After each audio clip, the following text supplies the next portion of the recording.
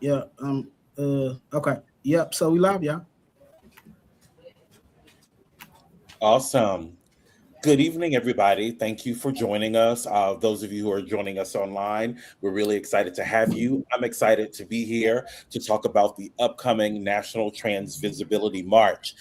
My name is Darian Aaron. I'm the Senior Director of Local News US South at GLAD. For those of you who do not know about our organization, it is the largest LGBTQ media advocacy organization in the world. I create content about queer people of color and people living with HIV in the South. GLAD is supporting the organizers of the National Trans Visibility March this year. And on the call with me today, I have four of the strategy members, organizers of this incredible march that's happening in October in Puerto Rico.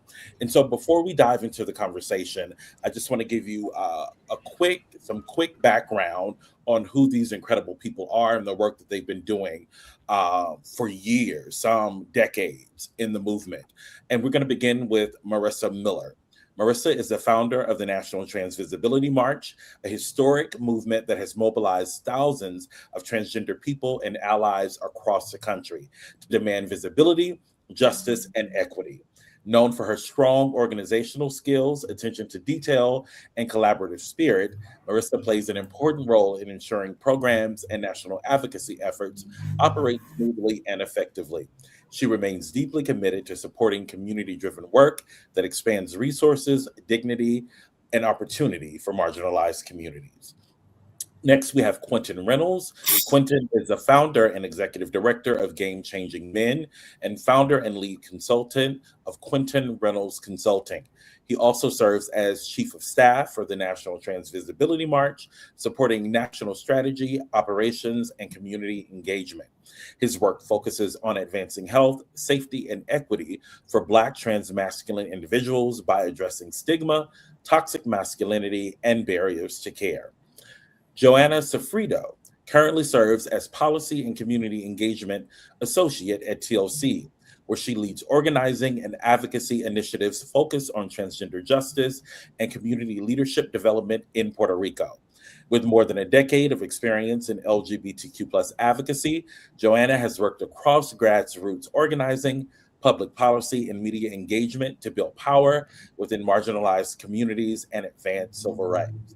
And last but certainly not least, Wilfred Labiosa is currently the co founder and executive director of Waves Ahead Puerto Rico, an organization focusing on the LGBTQ plus older adults' mental health and social well being.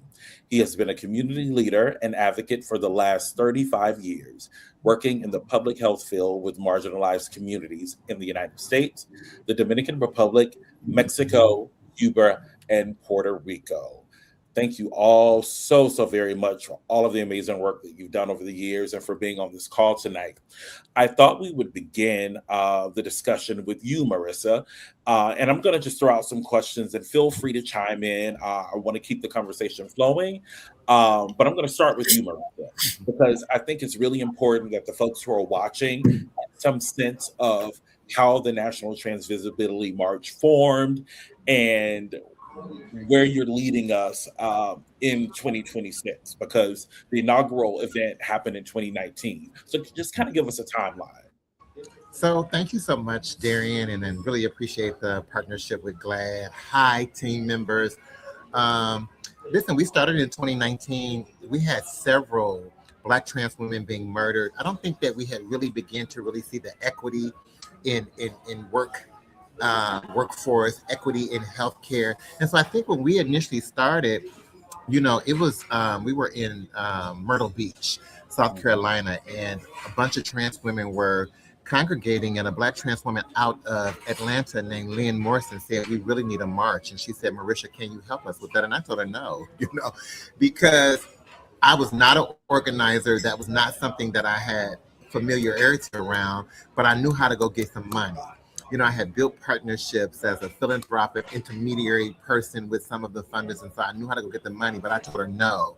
And then a Black trans woman was killed in Chicago, and out of emotion, I put on Facebook Trans March, and it caught fire. And being a new organizer, like I didn't know nothing. I came from Indiana. I was grateful when I started getting around people and I saw people doing the work. So when I started the march with some fantastic people. Kira St. James, Lucky Fuller, EC was on the team. Danny Farrell was on the team. So I didn't do it by myself. I had strategy directors that were across the country. And we had people who, Darian, who checked me, who in a loving way sometimes and in a not loving way sometimes. And so I learned through trial and error. We started out in Washington, D.C. in 2019. We stayed there for COVID. We went to Orlando the following year, then to LA, then to New York, back to DC for a couple of years because we partnered last year with World Pride, and now we're in Puerto Rico. We understand that it is important that we really, really intentionally bring resources to our Caribbean siblings. And so I'm really excited about the opportunity. I am not leading. I will on paper. They'll tell you, like when we really start talking, they'll say that girl got everything written down on paper. Now I don't. Quentin does. Quentin is very paper oriented, but where the march is moving to a more global approach as we continue to grow. Toy Washington has joined us as our global director. She has been working globally, and so she will take us where we need to go. Over the next 3.5 years, it will be really important that we have something to look forward to, and so we're excited about it. And again, thank you for that question. Yeah, of course. So Wilfred and Joanna, Waves Ahead is a local host of the March this year, and TLC is a presenting partner. Talk to us about why hosting the March in Puerto Rico this year is so significant for the work that you're doing and for the queer community in Puerto Rico. Whoever wants to take that first, jump in.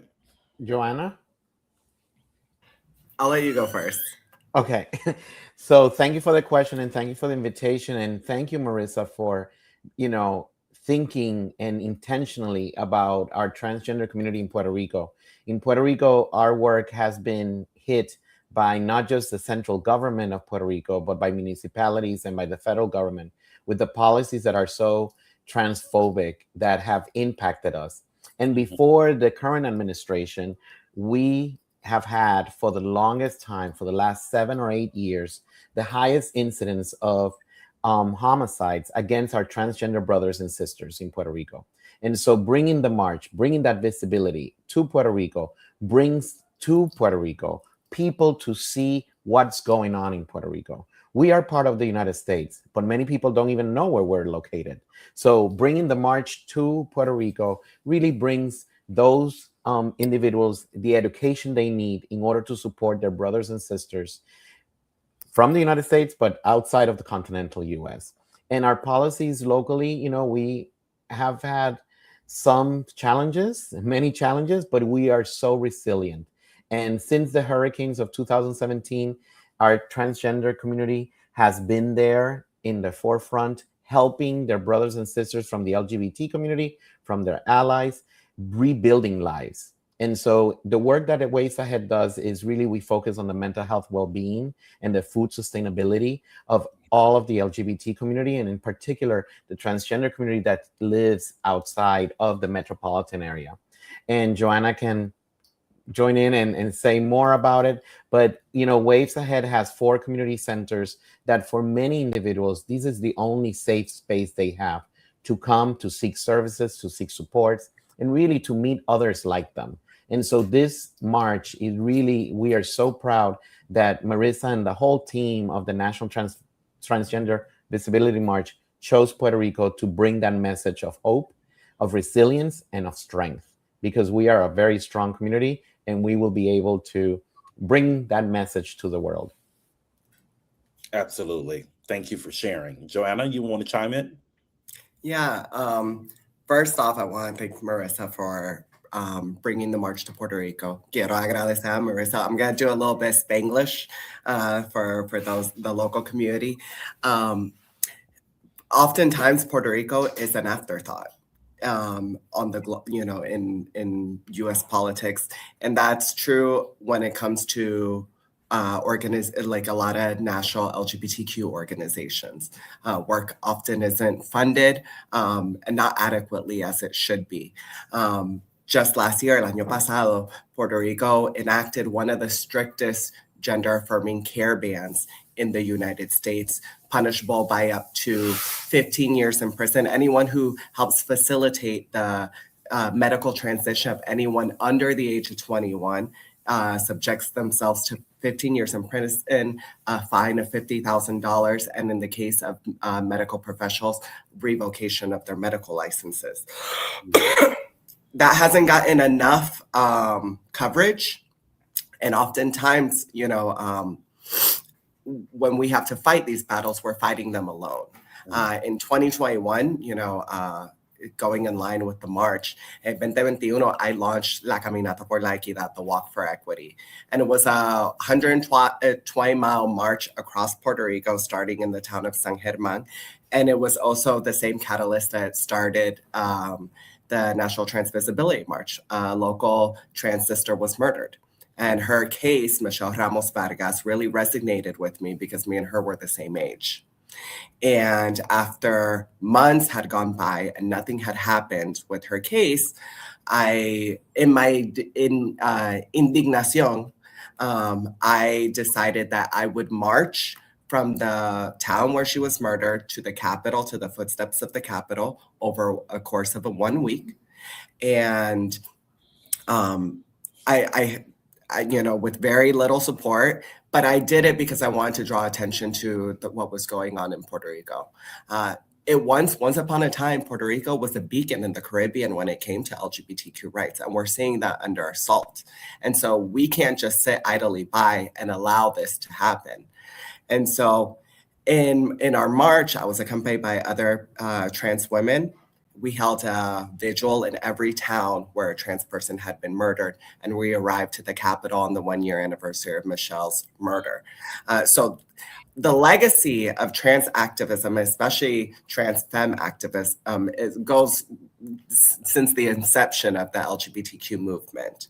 And oftentimes we are silenced as trans women because we raise issues that are politically inconvenient for those in power, where we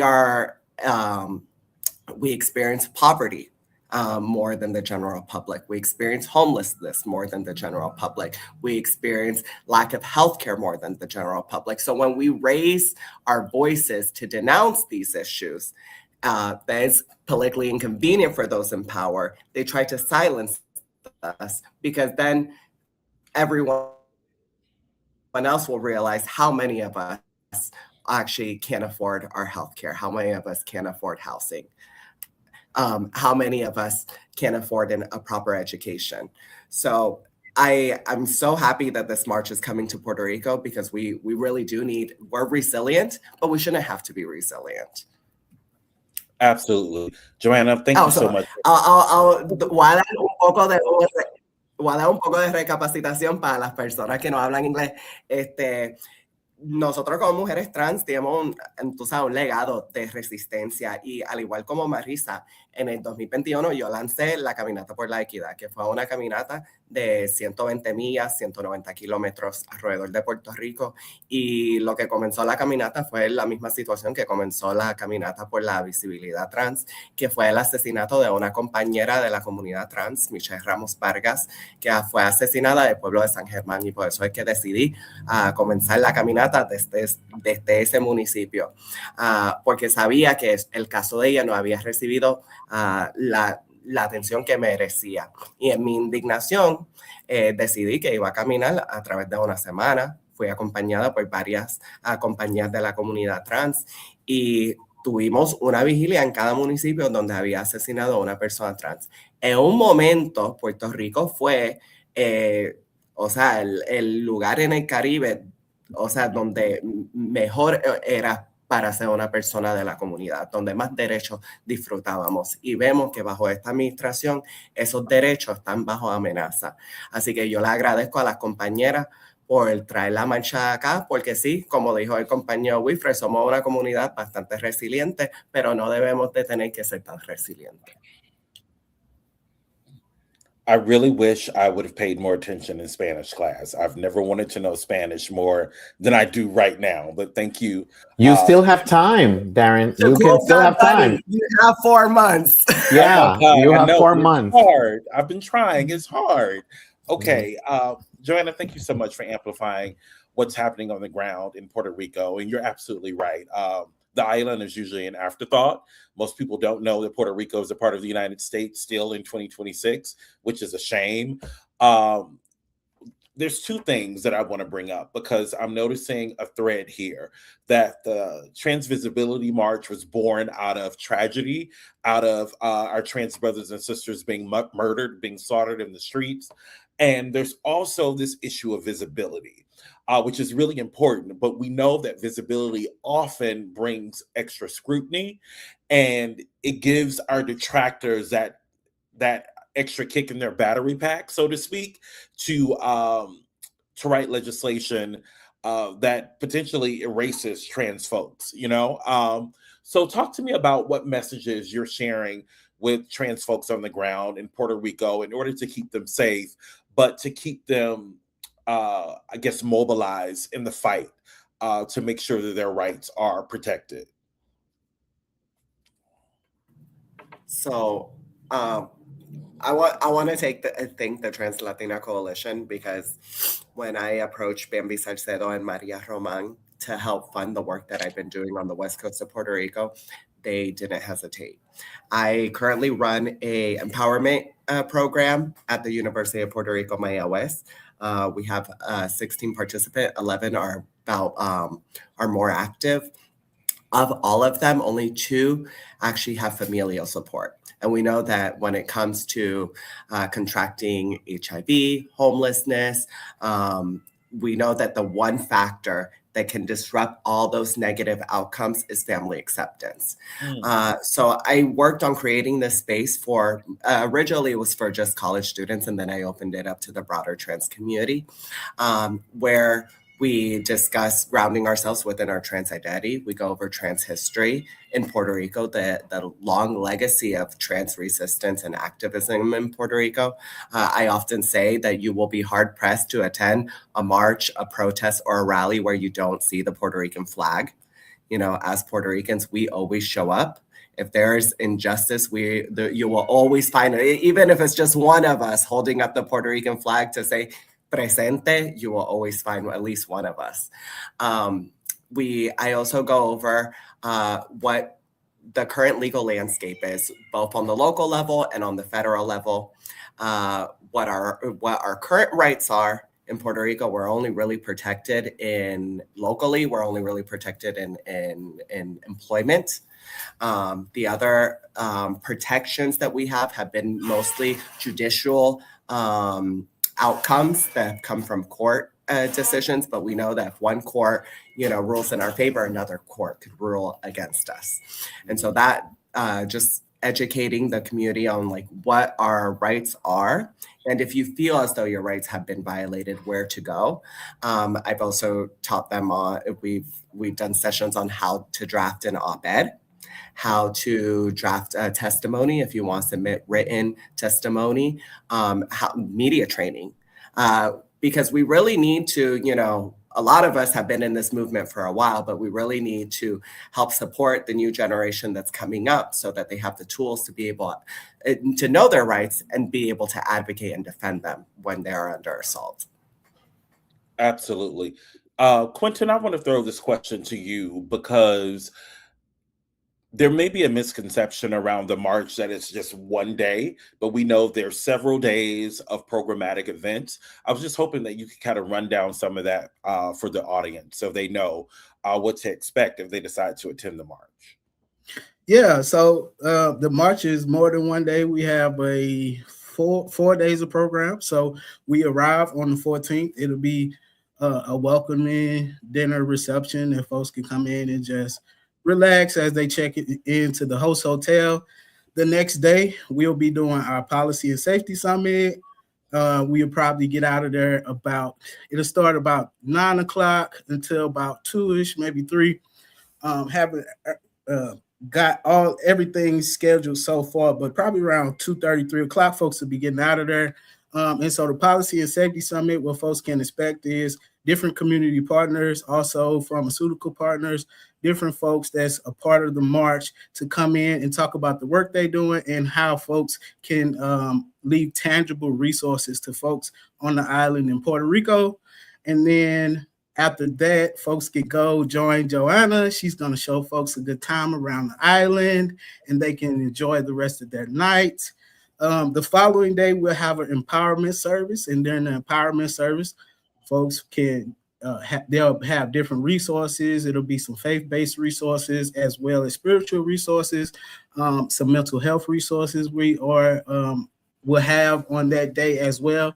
And then after that, folks have a couple hours to go wind down, and then we will have our labor of love reception and awards, and then we will have beer and wine, some cute hors d'oeuvres, and so folks can make sure they have some food and be able to look out at the beach. So we'll be right on the beach, Canando Plaza, to be exact. And so the next day is the actual march. The only reason why we're going, but a large part of the reason why we are going. And then it'll be the march first, the rally, and the march. I don't have all the details. Dr. Labiosa will be able to give you more of a rundown of what it'll look like as we march through Puerto Rico. And then after we're done marching, we're going to kick back, go to the beach, have a little fun in the sun and enjoy the rest of the evening before we depart.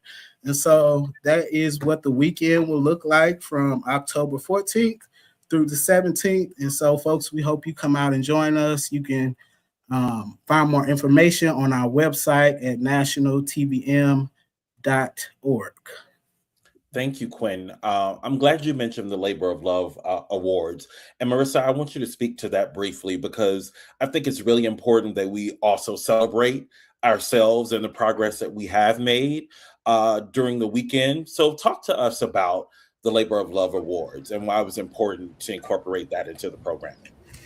And thank you for that question. And before I do that, I will be killed by our funders if I don't talk about on Thursday, we will be having a partners reception that will be hosted this year by Merck. They're one of our partners this year, and just put all of our partners together. A lot of times we don't have the opportunity to celebrate those who have funded events. They're there, they're servicing. And so this is just an opportunity for our strategy team members. Most of our strategy team members have nonprofit work, or they're a consultant. So it gives them an opportunity, and it really gives the opportunity for the people of the island to have conversations about what it looks like after these 4 days, because we don't want to come be performative. We want to be intentional in our activity while we're there. And then we'll also have a stakeholders meeting where we'll bring interdisciplinary trained minds from across the country and really try to come out of there with Joanna was talking about op-eds, a white paper. We want to be public. We want to track. There's several, policy organizations, Transgender Law Center, who will be convening next month in Minneapolis. You had Lavender Rights Project, who Black policy members. You have, it's Latino Awareness Week, that entire week. And so we're partnering with the Latino Coalition on AIDS. So a lot of that stuff right there is leading us up into everything. But the Labor of Love Awards came last year. We had always been the Torch Awards when we began our journey, but last year was so pressing and was so hard on so many people that we figured that, under Dr. Elijah Nicholas was our strategy director last year, and when we were strategizing with the team, we said we need to really be honoring those people who are laboring. And so that's how the Labor of Love came. It was always about honoring fantastic people who were doing the work, our partners as well, allies that are a verb, not a noun, that are doing the work. And so this year we will honor 5 of our, Joanna might award more people, but the night of the awards, I think we will give 5 awards to our Latino community. We will give 5 awards where the community will vote on those particular awards through our social media platform. And then we'll award 5 of our partners. This year we'll be awarding Dr. Labiosa and Waves Ahead. Will be honoring the Trans Latino Coalition. When I called Maria, when I called Joanna, they said yes. They were our partners from 2019. They have always been a part of it. We will be honoring Thee this year. We will be honoring Merck, and we will be honoring Gilead. They have continued since we have started to contribute as they can. And so that's what the Labor of Love Award is really about. And it will be in Canando Plaza. Start off with a VIP reception, and we're just going to honor folks and, share space. That's awesome. Shout out to all of the partners for the National Trans Visibility March. We could not do this work without you. Wilfred, I'm going to come to you quickly. I want to elevate something that Marissa and Quentin shared with me via email a few weeks ago. And it was just a brief description of the focus of the march. And I'm going to read it verbatim. The march continues to serve as a powerful reminder that visibility must be matched with action, advocacy, and systemic change. I think that's so important. And Wilfred, the question that I have for you is, what role do you see our LGBTQ elders playing in this march, in this movement? Because like trans folks, our queer elders, those of us who survived the HIV epidemic, were crucial to the rights that we enjoy now in 2026. So talk to me about your work and the role that you see them playing in this march.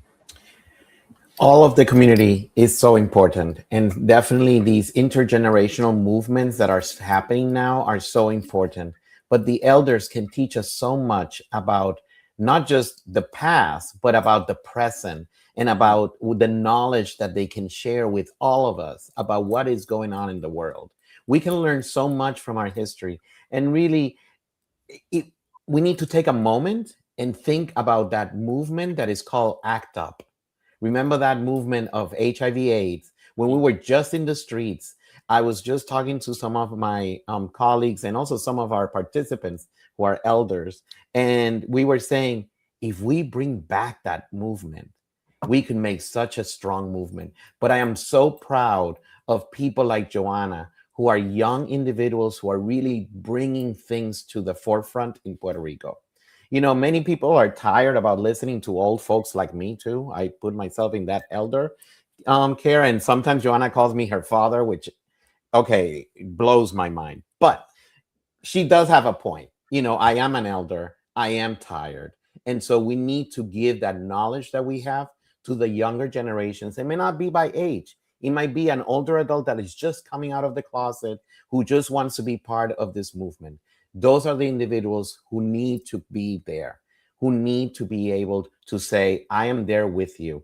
You know, at the beginning, and I'm going to say this, Marissa, I'm going to put her in the spot. You know, I said, Marissa, you know, don't put me so much in the spotlight. I really want to help this march and be there. You know, I understand I'm not trans. I haven't been in her footsteps. But she said something to me that really is so important to know. You are part of our community, and it's so important to hear your voice and to share your knowledge. And that is what I'm trying to do. So, you know, kudos to Marissa, kudos to the Latino Coalition, and to all the leaders who will be here in Puerto Rico, but also to all of those who cannot join for X or Y reason. Join us virtually. You know, this is a movement that can be coming in many different forms. I know that we're going to maybe share some of the policy institutes virtually and some of the other activities that we will have before the march. But that day of the march, that we're going to start at the governor's mansion and finish in near the Supreme Judicial Court here in Puerto Rico, we're going to make a statement. And we need all of you to join us virtually, by the phone, by any way you can, by the TV, by whatever it is, to join us, because we need to learn from each other and we need to unite with each other. And we can do it. We will make a difference and we will survive this. If we survive those years of HIV/AIDS, and they were very bad, I never thought we could survive it, and we did it. We can do this too. Absolutely. Thank you for your wisdom. I can just sit at the feet of our elders and listen to them talk all day long. And I'm pretty sure I'm seeing the folks in the comment section, they feel the exact same way, watching history talking. Exactly. Before I begin to wrap us up, I would be remiss not to acknowledge that the march is happening during LGBTQ History Month. And I have to believe that that was intentional. On the mainland in Tennessee, to be exact, the governor just signed a resolution stating that June is Nuclear Family Month. And of course, it was a dig at Pride Month. But each of you, I would love for you to talk about why coming out is necessary to the work that you do and why it's still important in 2026, despite all the progress that we've made over the past couple of decades that the Trump administration is now trying to roll back.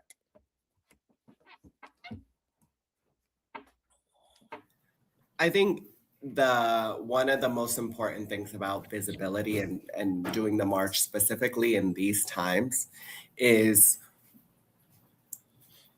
I hear the fear, the palpable fear from my girls in my group. They, you know, and I think that one of the things that most concerns me about these times is just that, because when you're living with fear, you don't take advantage of opportunities. You don't put yourself out there. And so sometimes that's worse than any kind of law that can be put in place because you're holding yourself back. And so in these times when what they want us to do, is to go into the shadows, is to be quiet. And I'm not gonna lie, I felt this. I felt this myself, where I've said, let me not put myself out there as much. I already have a bullseye on my back. I don't have a lot of resources. But what is the saying? The only thing we have to lose is our chains. Mm-hmm. And sometimes we have to take back that narrative and say, you know what? Despite all that this is going on, I know their intention is for me to go back into the closets, for me to hide. But no, we're here. And we're going to continue to be here. We're not going to go anywhere, And I think that allows for the new generation, because the reality is that we're one of the very few communities which you can't extinguish. You could get rid of all the queer people alive today, and tomorrow there'll be a new batch of queer babies born. You can't extinguish us. We will always, be here. And so in being visible unapologetically, we unconsciously give permission to the new generations to be bold, to be visible. So in being a lighthouse, we illuminate the path for those around us. Amen and ashe. That was a whole sermon. Thank you. Who would like to go next?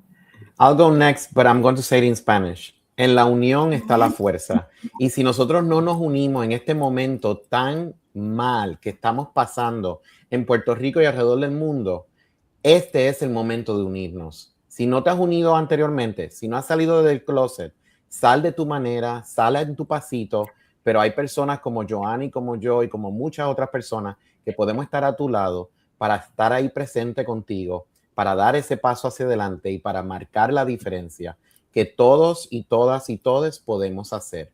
Es tan importante que nosotros como unidad LGBT estemos, como dice eso, unidos.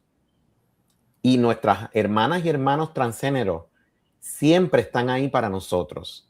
Y como un hombre gay siempre puedo decir que mis hermanas y hermanos transgénero siempre han estado conmigo ahí en las buenas y en las malas. So, en este momento tenemos que estar con ellas y ellos. Así que gracias por esta oportunidad. Únanse, conéctense con nosotros, conéctense en Waves Ahead, hablamos español e inglés. Y a los hermanos y hermanas del Puerto Rico Cultural Center, vengan para acá, que los veo que están ahí conectados. Así que vengan de Chicago para Puerto Rico, y la diáspora boricua, LGBT y boricua, aliados y aliadas y aliades, vengan a Puerto Rico en octubre para no solamente festejar, pero también para conmemorar y para decir presente. All right, then. Quentin or Marissa, do you have any final words for us? Yeah, I go. Just speaking from my perspective, and a lot of my work has been within trans men and trans masculine folks.